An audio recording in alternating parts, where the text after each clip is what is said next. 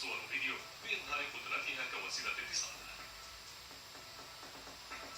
من الواضح أن قبول الأشخاص الافتراضيين مرتبط بمدى واقعية ما يبدو عليه شكلهم.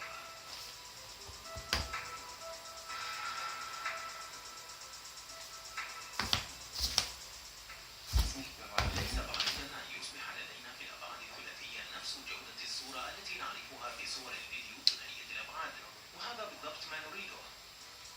الغاية من هذا الاستخدام لمنصة هولولينز وتقنية مختبرات التجارب في مايمر هو تحقيق اتصال هاتفي مرئي ثلاثي الأبعاد يتم توثيق شخص وعرضه في مكان آخر بحيث تكون صورته الافتراضية مطابقة للأصلية أساسا.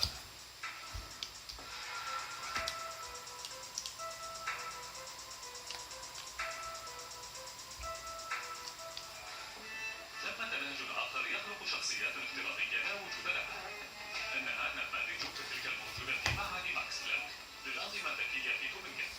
قام العلماء من خلال مسح الضوئي بتسجيل عدد كبير من الناس وتحليلهم بواسطة كمبيوتر، وبمساعدة خوارزميات معقدة يمكنهم الآن خلق شخوص رمزية افتراضية. حركاتهم هنا لا تتعلق بالتسجيل، بل يتم تغييرها وتوجيهها من خلال الكمبيوتر.